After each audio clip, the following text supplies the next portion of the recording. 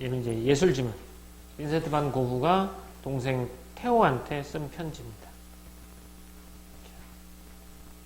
이거를 통해서 우리가 알 수 있는 건 뭘 알 수 있냐면, 그러니까 포인트를 딱 잡아야 돼. 여기에다 일단 우선 포인트를 줘야 돼. 어디? 바로 고흐의 예술관. 고흐는 예술을 어떻게 생각하고 있는지, 고흐가 생각하는 진정한 예술은 무엇인지 이런 거 한번 알아보는 거고, 또 고흐가 처한 상황 이런 것도 좀 보면 좋겠죠. 어쨌든 고흐의 예술관이 포인트입니다. 이거는 이제 감자 먹는 사람들에 대하여 동생 테오에게 쓴 내용이 되겠어요.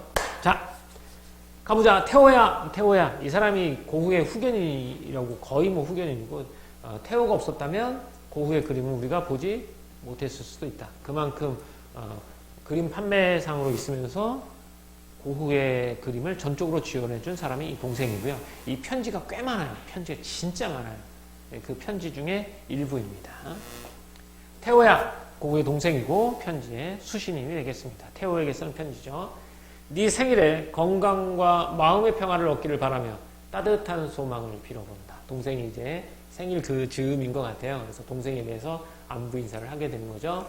이날에 맞추어 감자 먹는 사람들이라는 유화를 보내고 싶었지만 네 생일에 맞아서 감자 먹는 사람들이라는 그림 작품이죠. 그 작품에 유화를 보내고 싶었지만 잘 그리긴 했어도 마무리를 짓지 못했대요. 그래서 마무리를 짓지 못해서 그 그림을 보내지 못했어. 기억을 되살려 그린 이 그림 봐봐. 기억을 되살려 그렸다라고 말했죠. 이게 그냥 그린 게 상상을 한 게 아니라 기억을 되살렸다라고 말해요. 그럼 얘가 무슨 중심이냐면 경험을 토대로 하고 있다는 걸 알 수 있죠. 경험을 토대로 그린 이 그림을 가능한 빨리 끝내긴 하겠지만 겨우내 머리와 손 부분을 그려야 했거든 이라고 했어요. 그래서 아직 끝내지 못한 이유가 가능한 빨리 끝내긴 하겠지만 겨우내 머리와 손 부분을 그려야 해서 아직 끝내지 못해서 못 보냈다라고 말하는 거야. 자, 요 며칠 끔찍하고 치열한 싸움을 벌였단다. 마무리하지 못할까봐 두려울 때도 있었지만 유화 동안 행하고 창조하는 것 아니겠니? 라고 말했죠. 자, 여기까지가 이제 여기서 말하는 이 사람의 끔찍하고 치열한 싸움은 바로 창작의 고통이죠. 이 그림. 왜? 끝내지 못할까봐 두려우고 마무리 못할까봐 그 두려움도 있었지만 유화 동안 행하고 창조하는 것 아니겠니? 라고 말해서 고흐의 예술관 첫 번째. 예술이란 행하고 창조하는 것. 이라고 보는 거죠. 여기까지가 처음이었고요. 이 창작 과정에서 느끼는 이제 정치적인 고뇌에 대해서 얘기하고 있어요.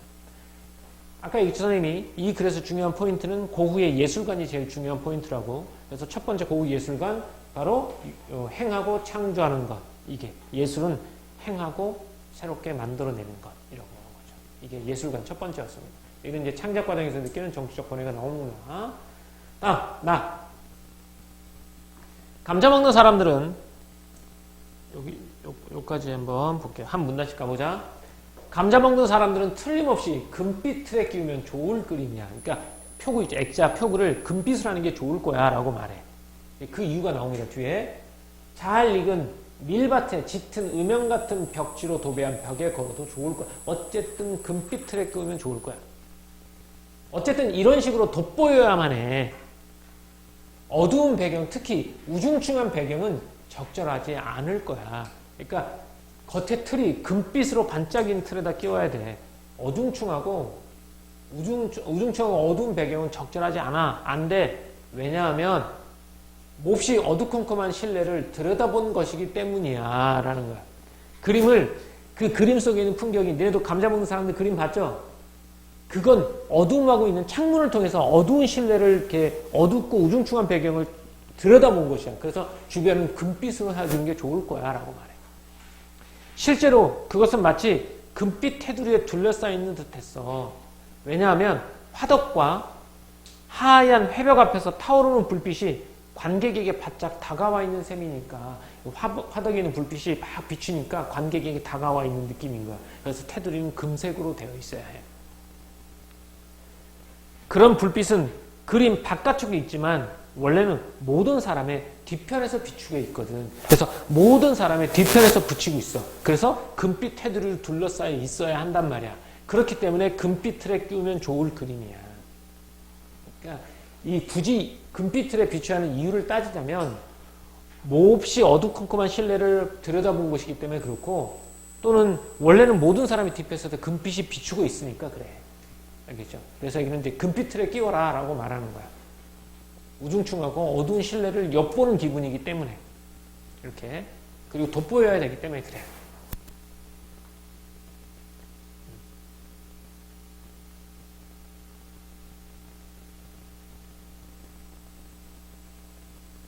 전체적인 색조가 이제 몹시 어두컴컴한 실내고 약간 푸른빛이 감돌고 그래요.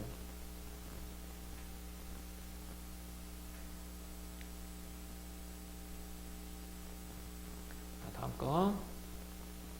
다시 한번 말하는데, 이 그림은 짙은 금빛이나 구릿빛 배경에 걸든 그런 액자를 사용하든 돋보이게 해야만 한다. 제발 이 말은 명심해다오. 이러는 거죠. 그림을 잘 보이기 위해서 이렇게 해야 되는데, 그것이 금빛 색조와 어울리면 기대하지 않던 부분을 밝아 보이게 해줄 거야. 그러면 유감스럽게도 칙칙하고 시커먼 배경에 해줄 거야. 그러면 유감스럽게도 칙칙하고 시커먼 배경에 놓이면 대리석처럼 번지르르해 보일 면도 누그러뜨리겠지. 좋아 보이는 부분도 약간 퇴색해 보일 것이니까, 뭐 이런 대리석처럼, 저기 어디야, 금빛 색조 안에만 놔야 이거야. 다른 데는 보면 좋아 보이는 부분도 퇴색되어 보일 것이다 라고.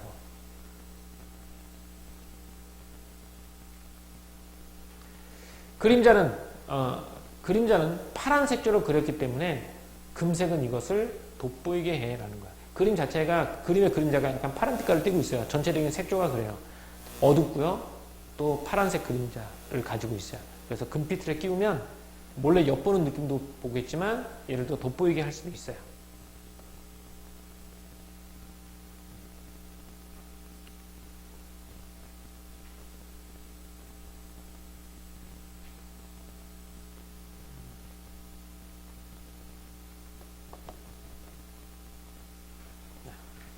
좀 더 가보자.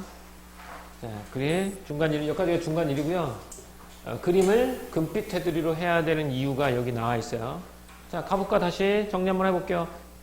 테두리를 금빛으로 해야 하는 이유 첫 번째, 시야에 뭐였냐? 금빛으로 해야 되는데 왜? 어둡고 우중충한 분위기를 어떻게 돋보이게 되지, 그지? 그리고 두 번째는 전체적인 색조가 이제 푸른색 그림들을 가지고 있으니까 그걸 또 돋보이게 만들기도 하고요. 실제로 화덕의 불빛을 보고 있으면 관객의 뒤에서 비춰주는 거거든. 그래서 금빛을 해주는 게 좋다라고 말하죠. 다양한 이유도 있겠지만 가장 큰 이유는 어둡고 우중충한 분위기를 몰래 엿보는 기분으로 들여다보는 기분이기 때문에 금빛으로 해야 된다라고 말했어요. 자, 다음. 어제 에인토번에서 그림을 그리는 친구한테 그것을 들고 갔어. 한 4월쯤 있다가 다시 찾아가 달걀 흰자를 칠하고 단자 흰자 위를 칠하고 여기저기 마무리 손질을 할까 해.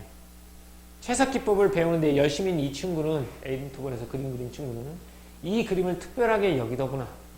그는 내가 석판화로 찍은 습작을 본 적이 있어서, 그러니까 습작 뒤에 나와 있어요. 습작을 찍은 본 적, 그림을 그리기 전에 이게 판화로 먼저 하나 봐요. 그걸 찍은 게 있대. 내가 그렇게나 색과 소묘에서 향상되었으리라고 믿기 어렵다고 했지. 그 역시 모델을 보고 그리는데 농구의 머리나 주먹이 어떻게 생겼는지 다 알고 있고 손을 달리 이해하게 되었다고도 말했어. 라고. 여기는 이제 대상이 이제 관찰을 통해서 실제적인 모습을 그림에 담고자 하는 그 친구의 모습이죠. 그 역시 이제 모델을 보고 그리는데 농구의 머리나 주먹이 어떻게 생겼는지 잘 알고 있고 손을 달리 이해하게 되었다고도 말했어. 이렇게 대상을 관찰을 통해서 실제적인 모습을 그림을 담고자 하는 그 사람의 태도가 나와 있는 거야. 근데 이 글이요, 전문가가 쓴 글이 아니고 전문지 문학가가 쓴 글이 아니잖아. 그렇다고 어떤 논리적인 흐름이 있는 게 아니라 단순히 편지잖아. 편지다 보니까 약간 했던 얘기 또 하고 중언부언하고 짜임새가 잘 안 맞는 부분이 있어. 그런 거는 생각해야 돼.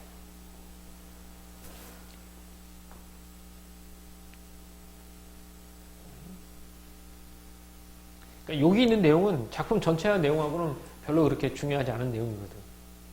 여기서부터가 다시 중요하겠죠? 요점은 이거야. 요점은 이거야. 글쓴이 인생관이 나옵니다. 글쓴이 예술관이, 고우의 예술관이 하나 더 나와. 요점은 이거야. 나는 등불 아래 감자를 먹는 이 사람들이 접시로 들이미는 바로 접시를 들이민 그 손으로 땅을 팠다는 사실을 캔버스에 옮겨보려 애쓴 거야. 이게 바로 창작 의도예요. 힘들게 노동하는 노동자들의 손을 캔버스에 옮겨보려고 했다는 거예요. 이게 창작 의도고요. 그렇게 육체 노동으로 정직하게 양식을 얻었음을 말하고 싶었어. 우리네 교양 있는 사람들과 전혀 다른, 이게 농민하고 대조되는 사람이 우리네 교양 있는 사람들이야. 우리네 교양 있는 사람들과 전혀 다른 삶을 그림에 담고 싶었지. 즉 교양 있는 사람들이 아니라 자신의 육체 노동으로 정직하게 양식을 얻은 사람들의 모습을 그리고 싶었던 거야. 이유는 모르더라도 사람들이 그런 삶에 감탄하고 인정하기를 바란다라는 거야. 이 사람은 어떤 걸 높게 평가하냐면 교양 있는 사람들의 삶보다는 정직한 노동으로 살아가는 농민들의 삶을 높이 평가했다는 거야. 그리고 사람들이 그런 삶에 감탄하고 인정하기를 바란다라고 말하는 걸 통해서도 알 수 있죠. 또 창작 의도가 뭐야? 그 정직하게 육체 노동으로 양식을 얻었던 그 사람을 그리고 싶어 했고요. 사람들이 그 삶에 감탄하고 인정하기를 바란 거죠. 이렇게 보면 정직한 노동으로 살아가는 농민들의 삶을 아주 높게 평가한 사람이라고 보는 거지. 이렇게.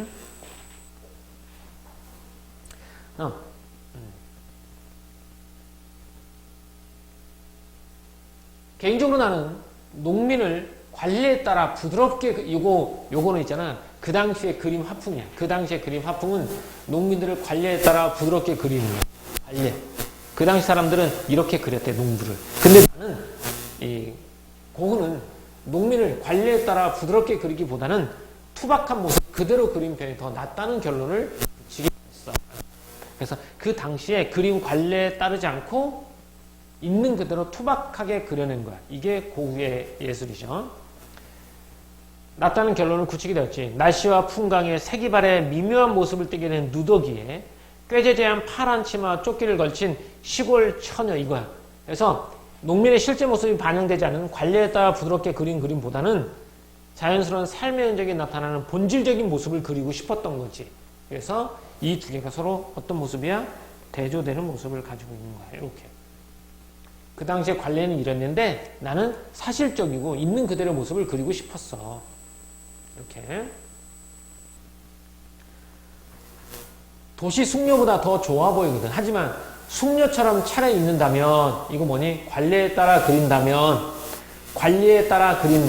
그런 삶의 모습 떨어진 실제 모습을 반영하지 않은 모습으로 그린다면 그녀의 참모습은 사라져 버리겠지라는 거야.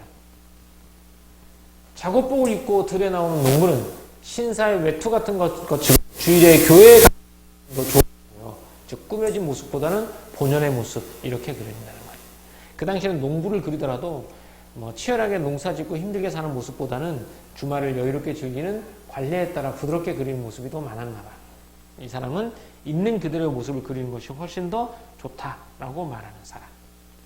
어디 글씨가 안 보이냐? 어디? 요즘 글씨가 좀 급했나? 앞에 거보다 좀 글씨가 좀 투박하니? 있는 그대로의 본연의 모습이지. 관례에 따라 예쁘게 쓴 게 아니라 선생님 본연의 글씨.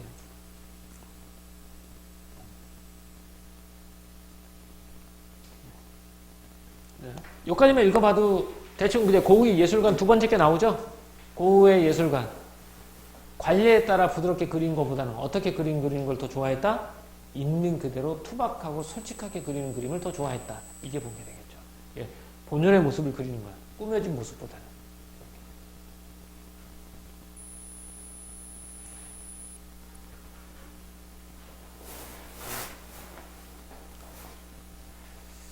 한번 갈까요? 자, 여기 이제 예술관 나오죠? 농촌 생활을 관리에 따라 곱게 다듬어 그린다면 잘못일 거야. 시골을 그린 그림에서는 베이컨과 연기, 감자 삶는 김 등의 냄새가 나야 좋지. 불결한 게 아니거든. 외양간에서 기름 냄새가 진동한다고 해서 이상할 것도 없어. 밭에서는 밀이 익어가거나 감자나 태비, 거름 냄새가 나는데 이건 도시민들에게도 유익할 뿐더러 도움이 된다고 할 수 있지. 그렇지만 농촌 생활을 그린 그림이 향수 냄새를 풍기면 되겠어? 라고 말하는 거죠. 글쓴이의 예술관 두 번째. 인간의 삶을 정직하게 그려야 한다.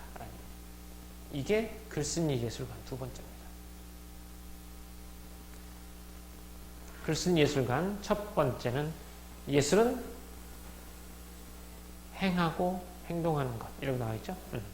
두 번째는 인간의 삶을 정직하게 그려야 된다. 관리에 따라 그리는 것이 아니라 정직하게 그려야 한다.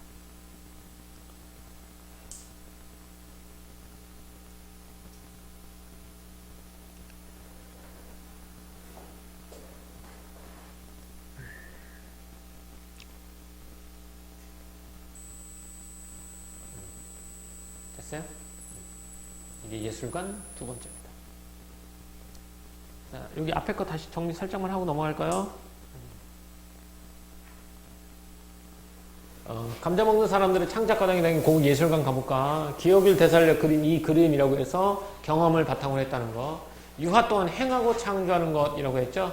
창조하는 거. 이게 예술관이었어요. 실제 자신이 경험한 바를 대상으로 거기에 의미를 부여하여 예술 작품으로 창조하는 것. 행하고 창조하는 것. 경험한 바탕을 대상으로 해서 의미 부여해서 작품을 만들어내는 것. 예술관 첫 번째였습니다. 그 다음에 요 며칠 끔찍하고 치열한 싸움이다. 마무리 못할까봐 두려울 때도 있었다. 이게 창작의 고통, 예술가의 고통이 나와 있는 거고. 감자 먹는 사람들의 표구 방법은 어떻게 하라고 했냐면 금빛 테두리로 하라라고 했죠. 금빛 테두리로 둘러싸인 대테서라고 했고, 바닷가 하얀 해벽 앞에서 타오르는 불빛이 모든 사람들의 뒤편에서 비추고 있으니 그래서 금빛으로 해라. 또 이거 실제 장면에서는 사람들 뒤편에 화덕과 해벽 앞에 불이 사람들을 비추어. 사람들이 마치 금빛 테두리에 둘러싸인 것처럼 보이죠. 그래서 그림이 돋보일 수 있도록 그림을 금빛으로 키우도록 바란다라는 거 여기 나와 있고, 여기서 어둡거나 우중충한 배경에 걸면 안 된다고 말한 이유는 뭐냐면 그림이 몹시 어두운 실내를 들여다본 곳이기 때문에 금빛 색조해야 어울린다는 거. 그리고 그림자도 약간 푸른빛이 나오니까 금빛 테두리와 어울린다라고 말하고 있고요. 두 번째는 이제 글쓴이의 창작 의도가 나와요. 여기서는. 자, 표구 설명하는 이 분야. 농민들의 정직한 삶, 그리고 도시인처럼 꾸미는 삶, 어떤 게 더 좋다고? 얘보다는 얘가 더 좋다라고 해. 얘는 곱게 다듬어 그린, 관리에 따른 농촌 그림이지만 얘는 투박하지만 사실적 구체적인 그림을 그린 거야. 그래서 그거는 농민이 도시인처럼 꾸민다면 참모습을 잃은 것이 될 것이니까 농민의 삶을 그대로 드러내기 위해서는 곱게 다듬기보다는 투박하더라도 진실되게 그려야 한다라고 생각해서 이렇게 그린 거고. 창작 의도, 여기 창작 의도가 육체노동으로 정직하게 양식을 얻었던 그 손을 보여주기 위한 것이라고 말했죠. 등불 아래 감자를 먹는 이 사람들이 접시로 들이미는 가루가 그 손은 육체노동으로 정직하게 양식을 얻었다. 그걸 보여주고 싶었다는 거야. 그래서 이 사람은 어떤 걸 높게 산다? 육체노동을 통해 자신의 먹을 것을 직접 마련한 농민의 삶을 높이 평가하고 있고, 사람들도 그런 가치를 감탄해 주길 바란다라고 말하죠. 그래서 비록 투박하더라도 농민의 삶은 있는 그대로 그리고자 한 거야. 그렇죠? 글쓴이 예술관, 행하고 창조하는 것, 첫 번째. 그리고 두 번째, 있는 그대로 투박하게 그리는 것. 이게 두 번째였습니다. 예술관. 자,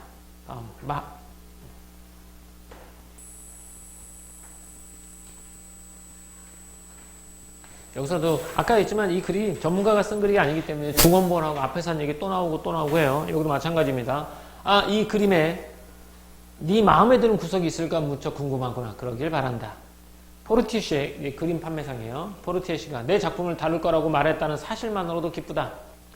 듀랑리엘은 소멸을 중시하지 않지만 그에게 이 유화를 보여다오. 그가 형편없다고 생각하든 말든 상관없지만 한 번쯤은 보여주어야겠지. 우리가 성의를 다하고 있다는 것을 깨닫게 하자. 틀림없이 웬 졸작이야 라는 소리를 들을 텐데 사실 너도 나처럼 이런 소리를 들을 각오를 해야지. 그렇다고 해도 우리는 진솔하고 정직한 그림을 내놓아야 해 라고 했죠. 여기서 정직하고 진솔한 그림은 농민을 있는 그대로 사실적으로 투박하고 그린 그림이야. 이런 그림이 대우를 받지 못하더라도 그림은 진솔하고 정직하게 그려야 돼 라는 거죠. 이게 글쓴이 예술가예요. 이런 것들. 남들이 인정받지 못하더라도 있는 그대로 솔직하게 그려야 된다라고 말하는 거. 자, 여기 바 부분 한번 가볼게요.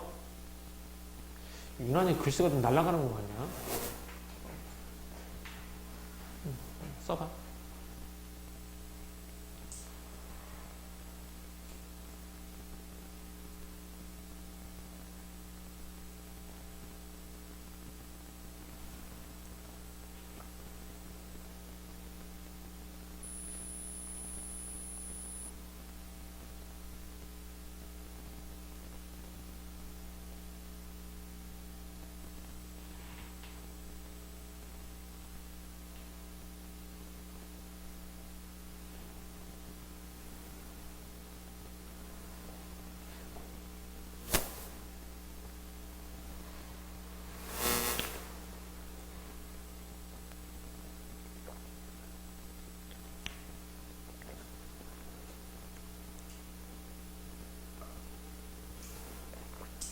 고예술관 세 번째 거와 네 번째 거가 나오죠.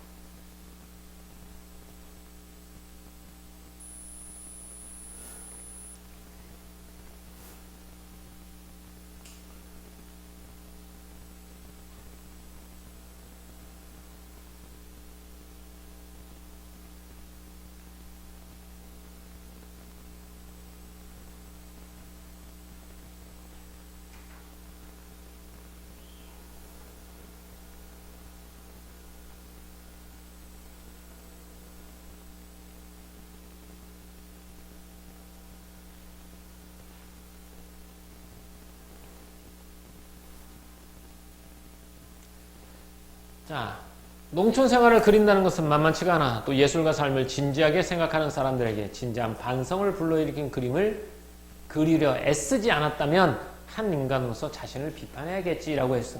그럼 어떤 그림을 그렸다? 사람들에게 진지한 반성을 불러일으키는 그림을 그리려고 애썼다라고 보는 거고, 이게 글쓴이 예술관 세 번째가 될 거야. 예술은 삶에 대한 반성을, 진지한 반성을 불러일으켜야 한다라고. 이게 예술관 세 번째가 됩니다. 다시, 예술과 삶을 진지하게 생각하는 사람들에게 진지한 반성을 불러일으키는 그림을 그려야 된다. 예술은 삶에 대한 반성을 불러일으킬 수 있어야 한다라고 말했죠. 밀레, 드 그르 등 많은 일들이 더럽고 천하고 쓰레기 같고 악취가 난다는 혹평에 흔들리지 않는 모범적인 모습을 보여주었잖니.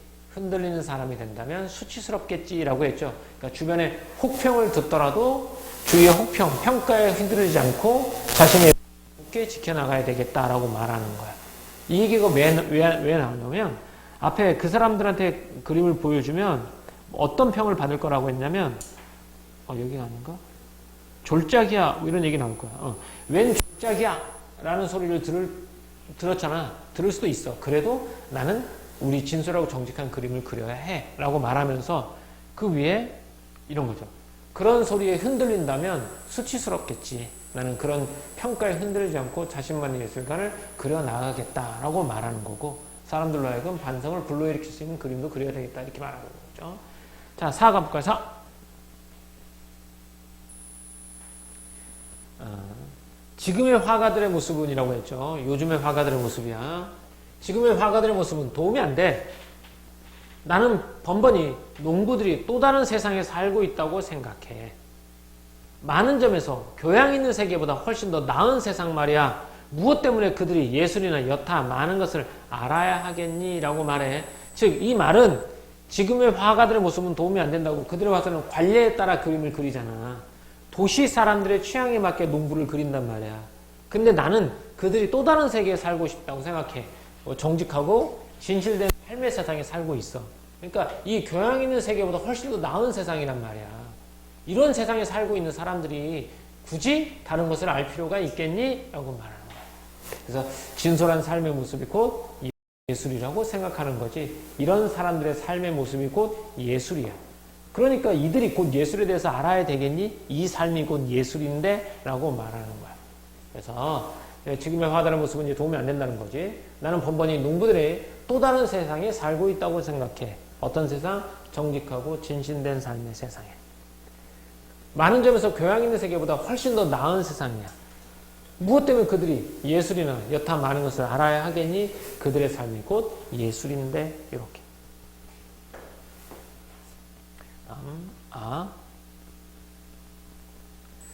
많은 작은 습작들 몇 점이 아직 남아있어. 더 큰 것에 매달리다 보니 작은 것을 끝맺지 못했음을 너도 이해하겠지? 이 유화를 완성하고 그림이 마르면 곧 소품들도 함께 작은 상자에 넣어 보낼게. 너무 늦어지지 않아야겠지. 그래서 서두르는 거야. 그러니 두 번째 석판화는 포기할 수밖에 없을 것 같다. 이게 석판화의 습작이야. 그러니까 이거 여기에 너무 집중하다 보니까 그 다음 작품 있잖아. 그 유화제는 그러니까 두 번째 석판화, 두 번째 습작은 포기할 것 같아. 이 그림에 너무 집중하고 있다는 얘기죠. 우리가 포르테 씨를 친구로 여긴다면 그는 믿을 만한 의견을 내놓아야 한다고 생각해. 이것이 나의 간절한 바람이야. 그러니까 그 사람이 우리를 친구로 여긴다면 그림에 대해서 솔직하게 평가를 내려주길 바래. 이렇게 되겠죠.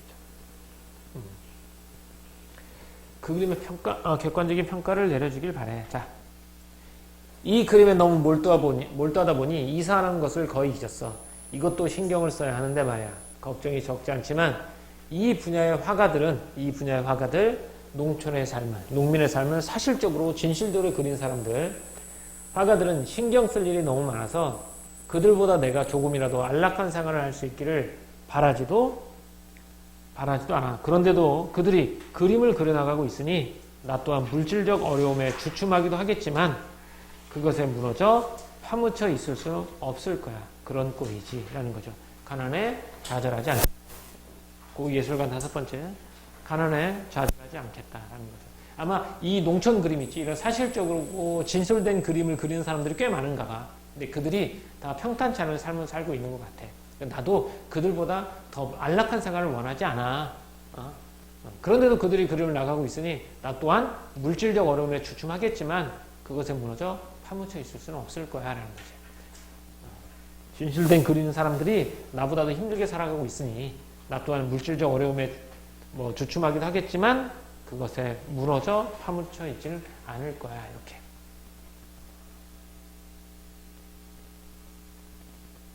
자, 감자 먹는 사람들이 잘 될 거라고 믿어. 지난 며칠간 계속 유화 한 점 때문에 애를 먹었어. 왜냐하면 물감이 섞여 붓을 더럽힐지도 모르니 완전히 마를 때까지 넓적한 붓을 쓸 수 없기 때문이야. 아주 침착하고 조용하게 작은 붓으로 수정해야 해. 그래서 그림을 친구한테 가져가고 망치가 있는 건 아닌지 물어봐야 하고 마무리할 때 그의 작업실까지 가야 하는 거야. 여기가 이제 유화의 창작 과정이야. 여기 봐봐. 여기 유화의 창작 과정. 유화의 창작 과정.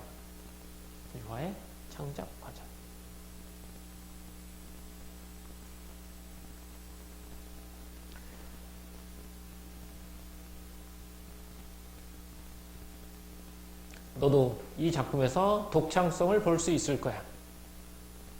독창성. 관례에 따르지 않았잖아, 이 그림은. 관례에 따르지 않고 진솔하고 솔직하게 있는 그들의 농민의 모습을 그렸으니까. 오늘 날짜에 맞추지 못해 미안하다. 다시 한번 건강과 마음의 평화를 빈다. 나를 믿고 악수.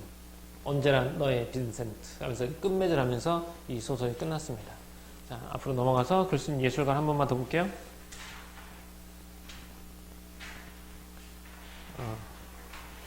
감자 먹는 사람들에 담긴 고우 예술관 가볼게요. 그림은 삶에 대한 진지한 반성을 불러일으켜야 한다는 것, 그리고 주위의 평가에 흔들리지 않고 자신의 예술관을 굳게 지켜야 한다는 것, 인간의 삶을 있는 그대로 이해하고 이를 진솔하게 표현해야 한다는 것, 이거야. 진지한 반성을 불러일으켜야 된다. 주위 혹평에도 굴하지 않아야 된다. 있는 그대로를 이해하고 진솔하게 표현해야 한다라는 거죠. 이렇게. 이건 앞에 했던 거 다시 지웠어야 되는데 안 지운 거고. 자, 고우는 당시의 화가들 어떻게 생각하고 있었냐면 농촌 생활을 있는 그대로 그리지 않고 관례에 따라 곱게 다듬어서 그렸어. 근데 얘는 농촌 모습을 이해하는 데 도움이 안 된다고 생각하죠. 이건 관례에 따라 그린 그림이야. 이렇게. 다음 넘어가서 예술작품의 창작과정 나오죠. 유화의 창작과정 나오는데 이런 건 별로 중요하지 않아요. 거기가 창작과정이라는 것만 알면 되니까. 창작과정 여기 여기가 창작 과정이잖아. 이 창작 과정에 대한 것만 알면 되니까 그렇게 중요하지 않습니다. 예술가의 태도, 나 또한 물질적 어려움에 주춤하기도 하겠지만 그것에 무너져 파묻혀 있지는 없을 거야 라고 해서 경제적 어려움 속에서도 예술원을 지켜나가겠다라고 다짐하는 것. 이렇게 됩니다. 자, 됐어요. 이렇게 해서 이 글을 알아봤고요. 정리 한번 가볼게요. 이건 편지글이고요. 편지글을 다른 말로 서간문이라고도 불러요. 똑같은 말이에요. 편지글이 서간문이에요. 고백적이고 그림 감자 먹는 사람들의 그림 과정과 예술을 대하는 이제 고흐의 태도를 알 수 있어요. 이걸 통해서 과정을 자세히 설명하고 있고 이거 뒤에 그린 고흐의 의도를 이해할 수 있죠. 농민들의 삶을 있는 그대로 진솔하게 그리고 싶었어요. 관례에 따르지 않고 솔직하게. 그래서 구체적인 작품을 통해서 예술과 삶을 대하는 고흐의 태도를 엿볼 수 있습니다. 의도. 일단 고흐의 의도 좀 줄일게요. 니네 책을 봐. 등불 아래서 땅을 팠던 투박한 손으로 그 감자 먹는 사람들의 모습을 그려주고 싶었잖아. 있는 그대로의 모습을 그림으로써 육체 노동으로 정직하게 양식을 얻으며 살아가는 사람들의 모습을 높게 평가하는 고흐의 의도가 반영됐고요. 그러니까 독자들도 이 모습에 감탄하기를 바란다라고 말하죠. 고흐 예술관 진솔하고 솔직하고 정직하게 그려야 되고요. 진지한 반성하고 또 행하고 창조하는 것이라는 말도 있고요. 평가에 흔들리지 않고 자신의 예술관을 굳게 지켜야 되고요. 또 뒤에 가난에 굴하지 않죠. 가난에 굴하지 않고 자신의 삶을 그려나가야 된다는 거. 이렇게 나와 있고 여기 나오죠. 그 다음에 이제 삶을 대하는 태도예요. 어려움에 굴하지 않는다. 물질적 어려움에 굴하지 않고 자신만의 예술을 계속 이어나가고자 하는 거. 노동의 가치를 높게 평가합니다. 육체 노동을 하며 정직하게 사는 사람들의 모습을 이거에 감탄하길 바란다라는 말을 쓰죠. 다른 사람도 이걸 인정해 주길 바라는 모습을 그렸습니다. 자, 학습활동 가보자.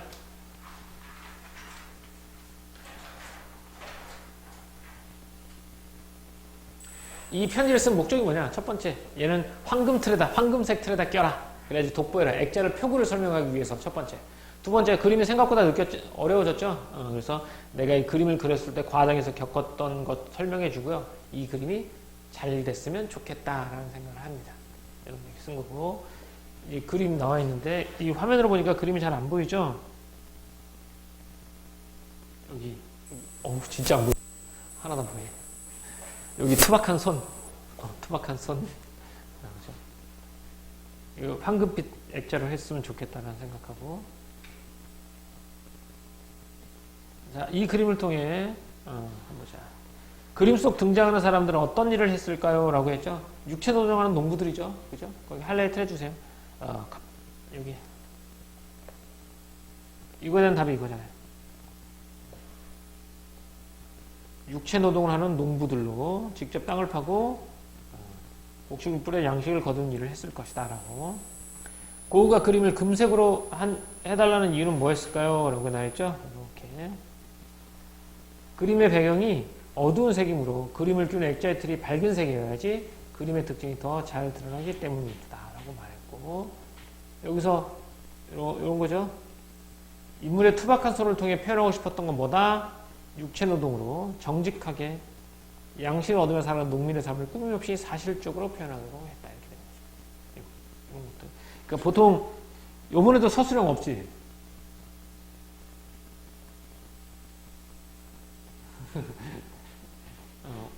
없겠지. 전통적으로 너네 서술형이 잘 안 나오니까. 이번에 서술형 없을 것 같긴 한데, 만약에 서술형이 나온다면 이런 학습활동이라든지 교과서 날개 이런 데서 많이 나옵니다.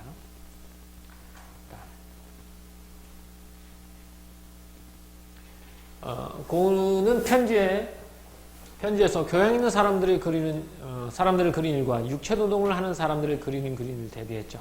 봅시다.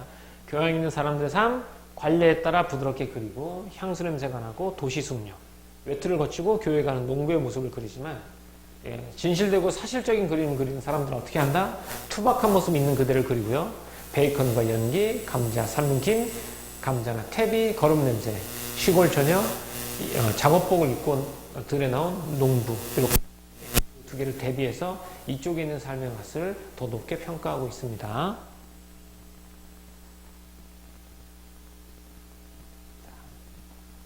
얘는 이제 편지에 나타난 고기 예술관과 인간관을 한번 알아보는 건데 요점은 이거야. 나는 등불 아래 감자를 먹는 이 사람들이 접시로 들이미는 바로 그 손으로 땅을 팠다는 사실을 캔버스에 옮겨보려고 애쓴 거야. 그렇게 육체노동으로 정직하게 양식을 얻었음을 말하고 싶었어. 우리네 교양에 있는 사람들과 전혀 다른 삶을 그림에 담고 싶었어. 모르더라도 사람들이 그런 삶에 인정하길 바랐어. 이렇게. 그러니까 육체노동으로 정직하게 양식을 만드는 그 사람들의 모습을 좋게 봤고 사람들이 그 모습에 감탄하기를 바랐다라고 보는 거지. 이렇게 보는 거예요. 자, 그래서 예술이란 육체노동을 하면서 양식을 얻는 정직한 사람들의 사실적인 삶의 모습을 표현하고 싶었다라는 거죠. 그러니까 여기서부터 육체노동을 하면서 양식을 얻는 정직한 사람들의 사실적인 모습을 표현하고 싶었고 사람들이 그 모습에 감탄하기를 바랐다. 이렇게 되겠죠.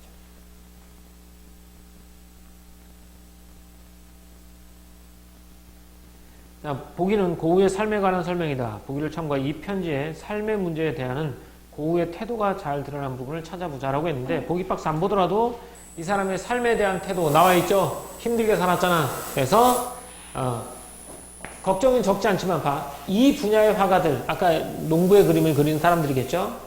신경 쓸 일이 너무 많아서 그들보다 내가 조금이라도 안락한 생활을 할 수 있기를 바라지도 않아. 힘들어 나도. 하지만 그들이 그림을 그려나가고 있으니 나보다 힘든 사람들도 그림을 그려나가고 있으니 나 또한 물질적 어려움에 주춤하기도 하겠지만 그것에 무너져 파묻혀 있을 수는 없을 거야 라는 거죠.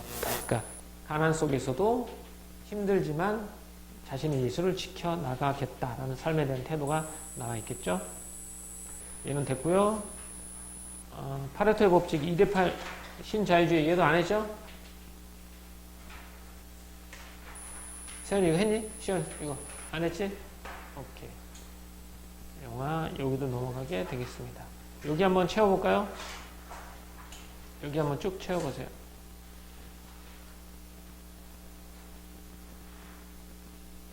같이 한번 써볼까? 갈래는 뭐지 이거? 갈래는 서간문. 서간문이라고도 하고 그냥 편지글이라고 해도 되겠죠. 성격, 설명적, 예시적, 그다음 뭐야? 고백적. 고백적. 그림 창작 과정과 의도를 상세하게 풀었었고요. 구체적인 삶을 통해서 예술과 삶을 대하는 글쓴이의 태도를 드러내고요. 그림의 색채감을 구체적으로 묘사지? 묘사하여 시각적인 표현 효과를 드러냈다는 거. 처음 누구에게?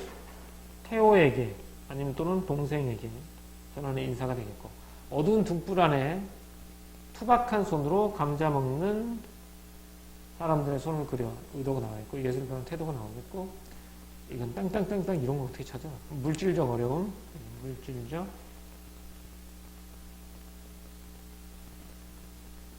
어려움에 굴하지 않는 고우의 의지.